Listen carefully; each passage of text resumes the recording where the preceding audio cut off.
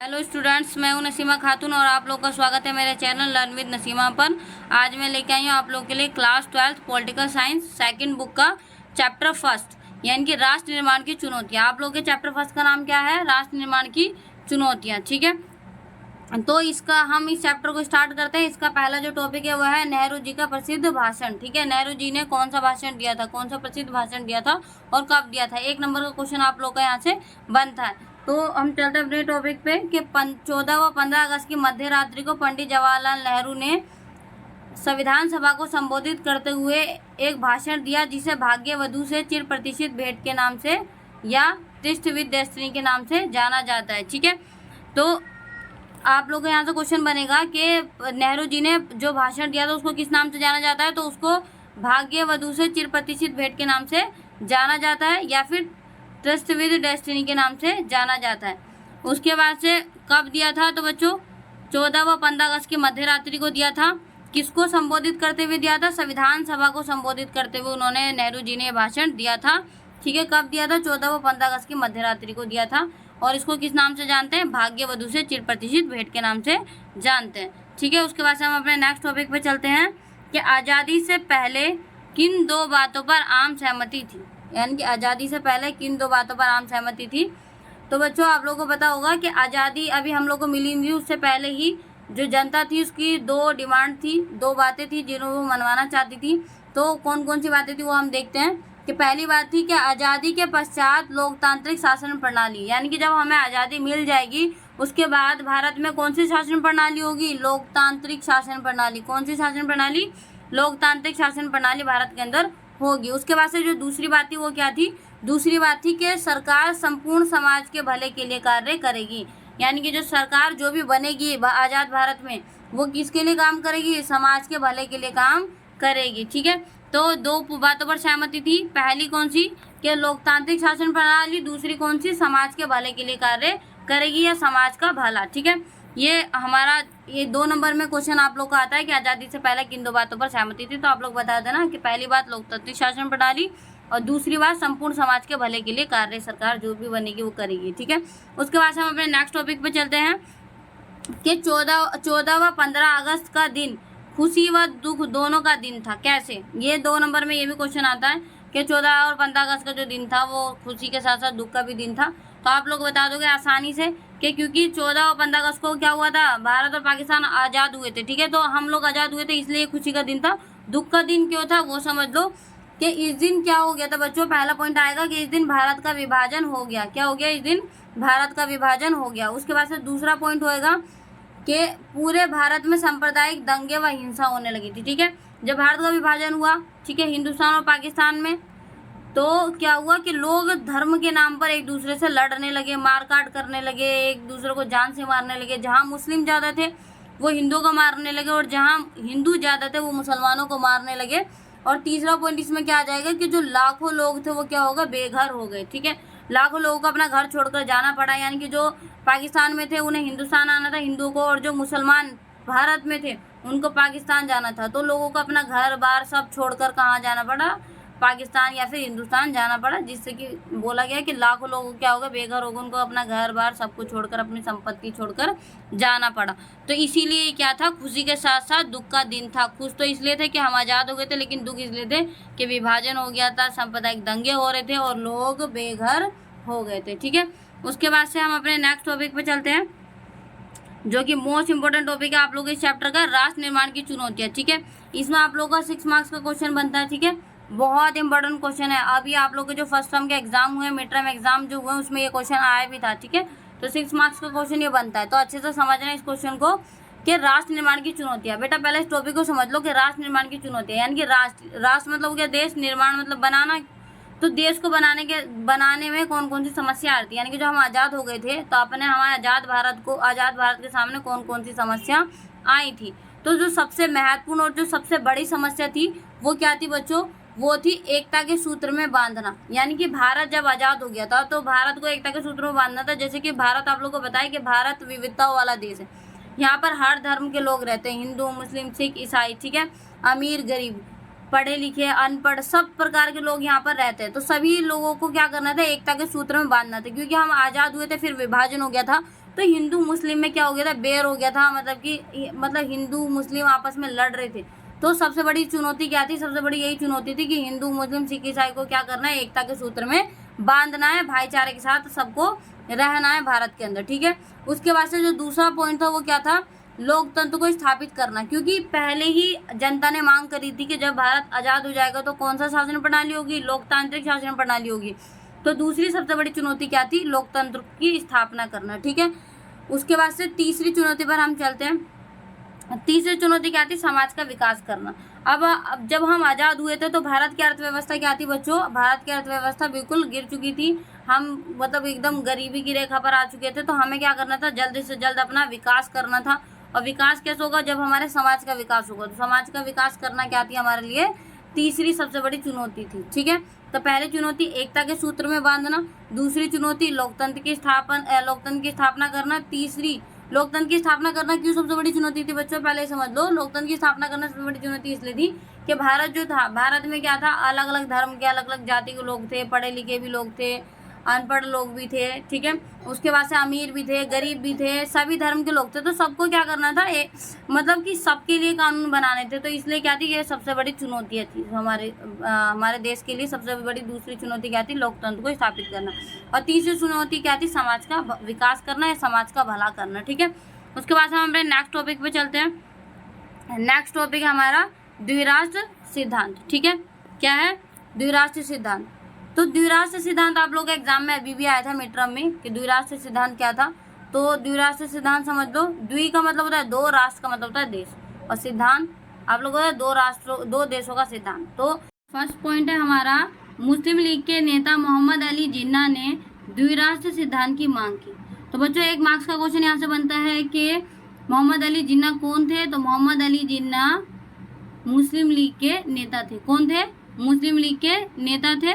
उन्होंने किसकी मांग की थी, द्विराष्ट्र सिद्धांत की मांग की थी। किसकी मांग की थी, द्विराष्ट्र सिद्धांत की मांग की थी। उन्होंने कहा भारत एक कौम का नहीं अपितु दो कौमों का देश है, इसीलिए उन्होंने मुसलमानों के लिए अलग देश पाकिस्तान की मांग की। किसकी मांग की, पाकिस्तान की। किसके लिए, मुसलमानों के लिए, ठीक है। क्या कहा था उन्होंने कि भारत एक कौम का नहीं अपितु दो कौमों का देश है, इसलिए पाकिस्तान के लिए क्या बना दिया जाए, पाकिस्तान बना दिया जाए। किसने कहा, मोहम्मद अली जिन्ना ने कहा, जो कि कौन थे, मुस्लिम लीग के नेता थे। कौन थे, मुस्लिम लीग के नेता थे, जिन्होंने द्विराष्ट्र सिद्धांत की मांग की थी। उसके बाद से हम नीचे चलते हैं नेक्स्ट पॉइंट की तरफ। नेक्स्ट पॉइंट हमारा कि इसका विरोध कांग्रेस पार्टी ने किया। जो द्विराष्ट्र सिद्धांत की मांग मोहम्मद अली जिन्ना ने की थी, उसका विरोध किसने किया, कांग्रेस पार्टी ने किया, ठीक है। और नोट मैंने इसमें आप लोगों को लिखवाया कि इसमें एक मार्क्स का क्वेश्चन आपसे पूछ लिया जाता है कि मुस्लिम लीग की स्थापना कब हुई। तो मुस्लिम लीग की स्थापना कब हुई थी, 1906 में हुई थी, ठीक है। कब हुई थी मुस्लिम लीग की स्थापना, 1906 में। उसके बाद से नेक्स्ट जो नोट है आप लोग का वो है, खान अब्दुल गफ्फार खान, जिन्हें सीमांत गांधी के नाम से जाना जाता है, उन्होंने भी द्विराष्ट्र सिद्धांत का विरोध किया। तो एक मार्क्स का क्वेश्चन आप लोगों से बनता है कि सीमांत गांधी के नाम से किसे जाना जाता है। तो सीमांत गांधी के नाम से खान अब्दुल गफ्फार खान को जाना जाता है। किसे जाना जाता है, खान अब्दुल गफ्फार खान को। किस नाम से, सीमांत गांधी के नाम से। उन्होंने किसका विरोध किया, द्विराष्ट्र सिद्धांत का विरोध किया, ठीक है। समझ में आ रहा है। तो यहाँ पर हमारा द्विराष्ट्र सिद्धांत खत्म हो जाता है। 2 मार्क्स क्वेश्चन आता है, बता देना कि द्विराष्ट्र सिद्धांत क्या था।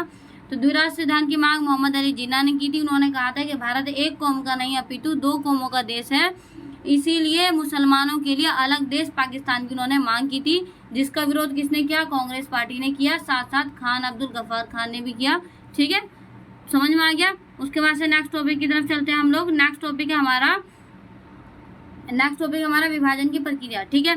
विभाजन की प्रक्रिया। अब देखो उन्होंने मांग कर ली कि भाई मुसलमानों के लिए एक अलग देश पाकिस्तान बना दो। तो पाकिस्तान बनाना, इसका मतलब क्या करना पड़ेगा, विभाजन करना पड़ेगा। विभाजन का मतलब क्या होता है, अलग करना, ठीक है। तो विभाजन, अब देखो इसका फर्स्ट पॉइंट जो हमारा है, फर्स्ट पॉइंट है, जिस भूभाग को इंडिया के नाम से जाना जाता था, अब यह फैसला किया गया कि भारत व पाकिस्तान के नाम से जाना जाएगा, ठीक है। अब जब विभाजन हुआ तो कहा गया कि जिसको इंडिया के नाम से जानते थे उसको अब किस नाम से जानेंगे, भारत व पाकिस्तान के नाम से जानेंगे, ठीक है। यानी कि इंडिया का विभाजन हो जाएगा कितने भागों में, 2 भागों में। कौन कौन से, भारत व पाकिस्तान, ठीक है।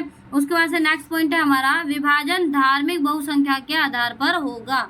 ये कहा गया कि विभाजन जो होगा वो किस आधार पर होगा, धार्मिक बहुसंख्या के आधार पर। यानी कि जहाँ पर मुस्लिम धर्म के लोग ज्यादा होंगे वो पाकिस्तान होगा, और बाकी का जो हिस्सा होगा वो क्या होगा, भारत होगा। ठीक है, तो धार्मिक बहुसंख्यक समझ में आ गया कि जहाँ पर जिस धर्म के लोग ज्यादा होंगे उसके आधार पर क्या होगा, बंटवारा हो जाएगा।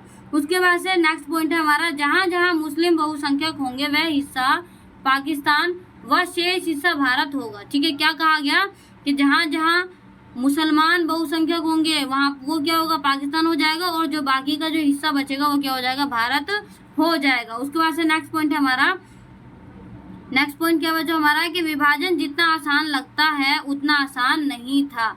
जितना आसान हमें पढ़ के लग रहा है ना कि हाँ ठीक है, इंडिया को दो भागों में बांट दिया, जहाँ मुसलमान थे जहाँ मुसलमान ज्यादा थे वो पाकिस्तान हो गया, और जहाँ पर हिंदू ज्यादा थे वो भारत हो गया, या बाकी का जो हिस्सा बचा वो भारत हो गया। लेकिन इतना आसान नहीं था। आप लोग खुद सोचो कि भाई मुसलमान तो पूरे भारत में थे ना, तो कैसे इतना आसान हो जाएगा, कैसे हम भारत को, कैसे हम इंडिया को बांट देंगे, है ना। तो बहुत ज्यादा क्या था, कठिन था ये विभाजन। उसके बाद से हाँ उसमें कहा गया कि लोगों को बहुत सारी समस्याओं का क्या करना पड़ा, सामना करना पड़ा। ठीक है, क्या करना पड़ा, लोगों को बहुत सारी समस्याओं का सामना करना पड़ा। ठीक है, तो बहुत सारी समस्याओं का सामना करना पड़ा। ठीक है, जब विभाजन हुआ तो लोगों के सामने बहुत सारी समस्या आई। नेक्स्ट टॉपिक पे हम चलते हैं कि विभाजन की समस्या। ठीक है, विभाजन की समस्या नेक्स्ट टॉपिक है हमारा, जो कि मोस्ट इंपोर्टेंट टॉपिक है, आता है आप लोग के एग्जाम में। तो इसका जो फर्स्ट पॉइंट है बच्चों वो है मुस्लिम पूरे भारत में थे, पूरे भारत को बांटना आसान नहीं था। अब जो मुसलमान जो थे वो पूरे भारत में थे, पूरे देश में थे। अब पूरे देश को तो हम बांट नहीं सकते, जो कि सबसे पहली समस्या क्या थी कि हम पूरे देश को नहीं बांट सकते। ठीक है, उसके बाद से जो दूसरी समस्या थी बच्चों, दूसरी समस्या क्या थी कि ऐसे दो इलाके थे जहां मुस्लिम बहुसंख्यक थे। अब ये देखा गया कि कहाँ पर मुस्लिम बहुसंख्यक ज्यादा है, मतलब कहाँ पर मुसलमान ज्यादा है। तो दो इलाकों को ऐसा फाइंड किया गया कि दो इलाके जहाँ पर क्या है, मुस्लिम बहुत ज्यादा है, जिनको जोड़ना मुमकिन नहीं था। तीसरी समस्या क्या थी, अब दो इलाके तो मिल गए कि हाँ भाई यहाँ पर मुसलमान ज्यादा और यहाँ पर मुसलमान ज्यादा है, लेकिन ऐसा तो नहीं कर सकते तो उन इलाकों को जोड़ दिया जाए उठा के। तो वही क्या कहा गया था कि इनको जोड़ना मुमकिन नहीं था। बाद में इन्हें पश्चिमी व पूर्वी पाकिस्तान के नाम से जाना गया। जो ये दो इलाके मिले थे जहाँ पर मुस्लिम बहुसंख्यक थे, इनको किस नाम से जाना गया, पश्चिमी व पूर्वी पाकिस्तान के नाम से जाना गया। ठीक है, समझ में आ रहा है। उसके बाद से नेक्स्ट हमारा जो है, नेक्स्ट पॉइंट है हमारा कि मुसलमान पाकिस्तान जाना नहीं चाहते थे। नेक्स्ट समस्या क्या थी, नेक्स्ट समस्या थी कि बहुत सारे मुसलमान ऐसे थे जो पाकिस्तान जाना ही नहीं चाहते थे, जिनको कि भारत में ही रहना था। ठीक है, तो ये क्या थी, हमारी विभाजन की एक महत्वपूर्ण समस्या थी। उसके बाद से नेक्स्ट पॉइंट पे हमारा क्या, अल्पसंख्यकों की समस्या। अब ये तो चलो हो गया कि मुसलमान के लिए पाकिस्तान हो गया, हिंदुओं के लिए हिंदुस्तान हो गया, लेकिन अब जो अल्पसंख्यक है यानी कि जो सिख हैं, ईसाई हैं, उन लोगों, वो लोग कहाँ जाएंगे, उन लोग मतलब वो भारत में जाएंगे, पाकिस्तान में जाएंगे, वो लोग क्या थे, बहुत ज्यादा समस्या में थे। ठीक है, उन लोगों के सामने सबसे बड़ी समस्या थी कि वो कहाँ जाए, भारत जाए, पाकिस्तान। अब हम अपने नेक्स्ट पॉइंट पे चलते हैं, पंजाब व बंगाल का विभाजन जिले के आधार पर हुआ। ठीक है, यानी कि दो स्टेट ऐसे थे, दो राज्य, पंजाब और बंगाल। अब इनका विभाजन, अब यहाँ पर क्या थे, कहीं कहीं पर मुस्लिम ज्यादा थे तो कहीं कहीं पर हिंदू ज्यादा थे। अब इनका विभाजन कैसे किया जाए, अब इनका विभाजन किस आधार पर किया गया, जिले के आधार पर कर दिया गया। जिस जिले में मुसलमान ज्यादा है वो जिला क्या हो जाएगा, पाकिस्तान का हो जाएगा, और जिस जिले में हिंदू ज्यादा है वो भारत का जिला हो जाएगा। ठीक है, और जो नेक्स्ट जो सबसे बड़ी समस्या थी वो क्या थी, चंद घंटों में देश खाली करने की समस्या। ये कहा गया था, कुछ ही घंटे दिए गए थे, कुछ ही घंटों की मोहलत दी गई थी, जिसमें क्या करना था, जो मुसलमान जो थे उनको क्या करना था, भारत को छोड़कर पाकिस्तान जाना था। तो कुछ ही घंटों में क्या करना था, उनको भारत देश खाली करना था। ये क्या थी, सबसे बड़ी समस्या थी। उसके बाद से हम अपने नेक्स्ट टॉपिक पे चलते, समझ में आ गया आप लोग को, एक बार फिर से रिपीट कर देती हूँ कि विभाजन की समस्या, मुस्लिम पूरे भारत में थे और पूरे भारत को बांटना आसान नहीं था। ऐसे दो इलाके थे जहाँ पर क्या थे, मुस्लिम बहुसंख्यक थे, जिनको जोड़ना मुमकिन नहीं था। बाद में इन्हें पश्चिमी व पूर्वी पाकिस्तान के नाम से जाना गया। मुसलमान पाकिस्तान जाना ही नहीं चाहते थे, एक समस्या ये भी थी।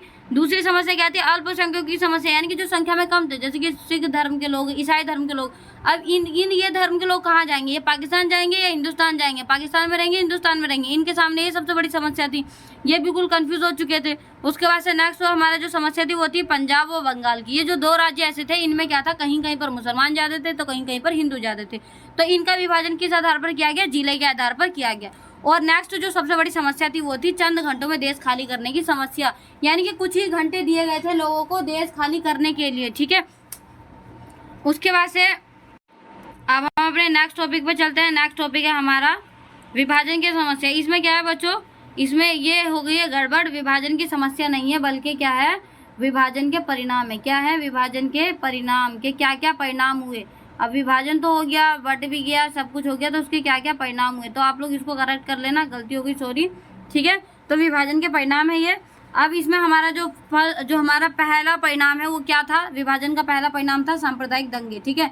क्या होने लगे, सांप्रदायिक दंगे होने लगे। जैसे ही पता चला कि हिंदुस्तान मतलब जो इंडिया का विभाजन हो गया दो भागों में, पाकिस्तान और भारत में, तो क्या हुआ कि मुसलमानों को पाकिस्तान जाना था, तो क्या हुआ, हिंदू मुस्लिम आपस में लड़ने लगे, एक दूसरे को मारने लगे, काटने लगे, लोगों के घर जलाने लगे, लूट मार करने लगे, ठीक है। तो मतलब कि सबसे पहला परिणाम था वो क्या था, सांप्रदायिक हिंसा। उसके बाद से दूसरा परिणाम था क्या था, मजबूरन शरणार्थी शिविरों में रहना, ठीक है। अब लोगों को क्या करना पड़ता, मजबूरन ही शरणार्थी शिविरों में रहना पड़ा था। कहाँ रहना पड़ा था, शरणार्थी शिविरों में रहना पड़ रहा था मजबूरन, ठीक है।